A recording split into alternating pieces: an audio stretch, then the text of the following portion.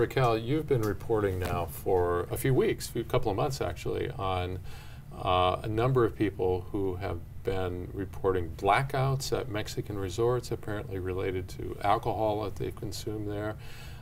Some of the folks have been assaulted. At least, well, there's been several deaths, one including a young woman from Pewaukee. How many victims have you identified at this point? Well, I mean, my phone just keeps ringing, and I keep getting more and more emails from people. It's above 70 now, with people that are calling to say they've had similar experiences after having consumed alcohol at various resorts. It's not one particular resort, but various resorts all around Cancun, Playa del Carmen, Los Cabos, Puerto Vallarta. And the U.S. government issued a travel advisory, I think, through the State Department about the problem of potentially tainted alcohol. And then the Mexican government has taken a step, to remove some of that alcohol, right, or seize it? Well, they've had a long-standing problem with counterfeit alcohol in Mexico. It's known, they've known it for years, and it's something they have improved in the last couple of years, going from 43% of all the alcohol consumed in Mexico being illegal. Doesn't mean it's all tainted, doesn't mean it's all contaminated. It means it's sold or produced illegally, so it might not have the proper tax stamps. It could be counterfeit, could be tainted, so all of that falls into that category. But the most recent figures say 36%. So that's still a large quantity of alcohol that's unregulated. They did do a sweep and go through a lot of the resorts and nightclubs in Cancun and Playa del Carmen, the tourist hotspots, in the last couple of weeks, and seized about 10,000 gallons of tainted alcohol. Well, they seized 10,000 gallons from they found one manufacturer who was had they called it bad manufacturing practices, and so those they took off the market. And our State Department did issue, it's not actually a security, it's not a travel alert, it's not a formal, one of their highest level travel alerts. Basically, they updated their information on Mexico just to alert people to, hey, be on the lookout. Yeah, yeah. And what is it about this alcohol that is problematic? Well, that's a great question. It's unknown exactly. There's, in the past, it's been known the counterfeit alcohol can have high levels of methanol in it. It can be made with industrial alcohol, with flavorings. One of the people that I interviewed that owns a liquor store down in Mexico talked about how it's made, in big vats, and just with powdered flavoring, for example, for like tequila flavoring. So it's industrial alcohol, but just flavored to taste like tequila. But the most, the government went in, they did this sweep, but they didn't find. They said so far they haven't found the contaminants. They found unlabeled stuff, they found expired stuff, but as of late they didn't find the contamination. Well, it appears that there's a likelihood that people are being taken advantage of. So do you know how that's worked? I mean, people end up blacked out in their room or somewhere else, and they've been assaulted, they've had money taken.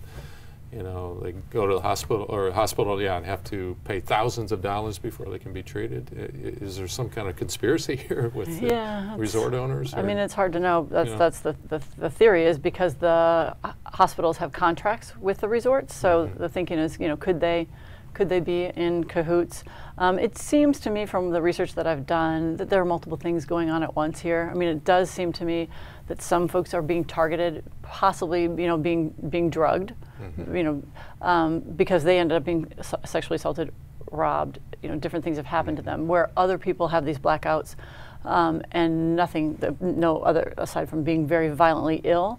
They don't have any other, obvious crimes that have been committed. But the thing that is really interesting that it's not just to be dismissed as, oh, you're drunk, which is what has been the take up all these years, has been like, oh, you're just drunk, you're drunk. You drank too much. You drank too much. And especially at these all-inclusives, people have been really quiet about it and keeping to themselves when they have these instances happen to them because they're embarrassed, somewhat ashamed, and they think nobody will believe them. You were at an all-inclusive, oh, sure, you had two, Right. So there's that, and that's allowed it to carry on. But what's particularly interesting that makes me really know that certainly there's something going on here is when you have two people blacking out at the same time. I mean, that doesn't happen when you're drunk. That does not happen from drinking. That two people of different sizes, big men that are 6'3", 200 pounds, with petite women that are 110 pounds, drinking the same thing, passing out at the same time, and waking up at the same time. So there's something going on. So Senator Johnson just in the last day has called on the State Department to try to get to the bottom of Abby Connor's death, right? She's the Pewaukee woman that we talked about. Yeah, I mean, he wants answers about her death, and then but he's also looking into the bigger issue. In that letter, he speaks to, hey, we want answers. What's going on? How is the State Department keeping track of this? The State Department right now, as it stands, does very little, and I think it's very surprising from all the interviews that I've done. Everybody that's run into trouble down there, they're surprised, shocked that the U.S. consulate down there has very little authority. They can't translate for them. They can't advocate for them. They really can't do much. What they can do, though, is they have the authority to keep data. Like if you get calls from people that say, hey, I feel like I've been drugged, we've been robbed, we've been assaulted, they don't have those numbers. They don't keep, when you ask them, hey, how often does this happen? They have no idea. They can tell you how many people died, how many people drowned, how many people have been killed, but they don't have any more specifics. And so nothing flagged the problem for them because they don't keep information that way. Right. Nothing's stopping them from doing that. So I think the Homeland Security Committee, Senate Homeland Security Committee is pressing, is pushing the State Department to, hey, step it up and figure out what you can do to be helpful. All right, Raquel, thanks so much. Look for Raquel's report. There was a new one just posted yesterday at JS Online. Thanks so much. Thanks for having me. You bet.